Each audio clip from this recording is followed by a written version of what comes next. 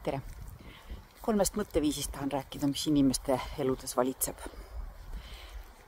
See jagunebki, inimeste elu jagunebki põhimõtteliselt või elustiil jaguneb 3 mõtteviisi vahel.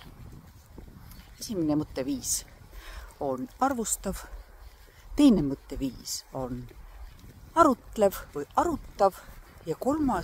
mõtteviis on loov ehk loominguline.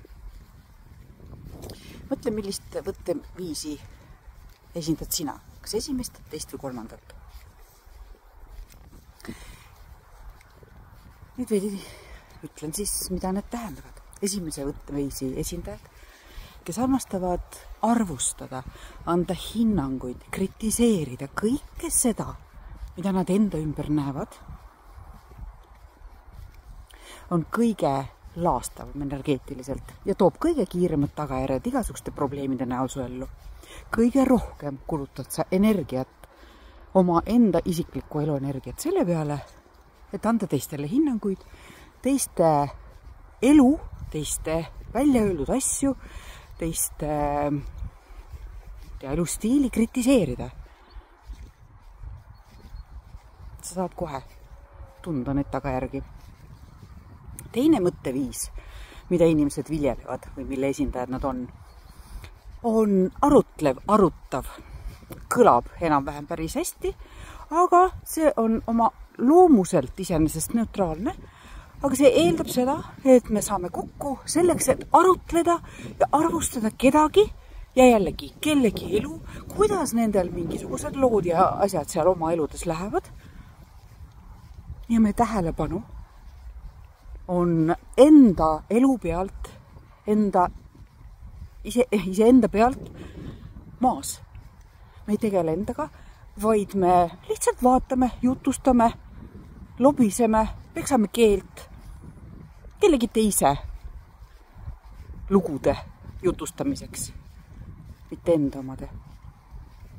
Iseenesest on see pigem nullmärgiga.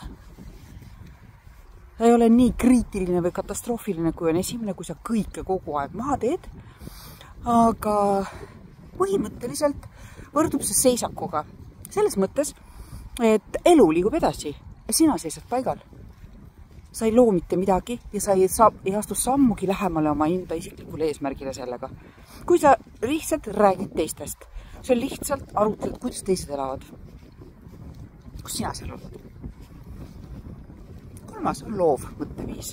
See on kõige produktiivsem, kõige kiiremini eesmärgile lähendav ja kõige rohkem ennast ära tasuv mõtteviis.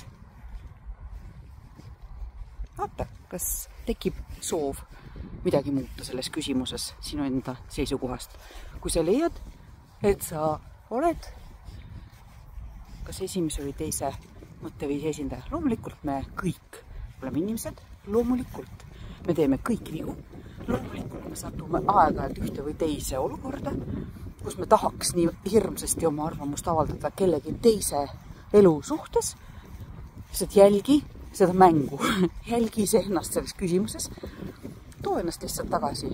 Ütle, et paistab, et ma jällegi võtan sõna nendel teemadel ja nendes küsimustes, mida mitte kuidagi mõjutada ei saa.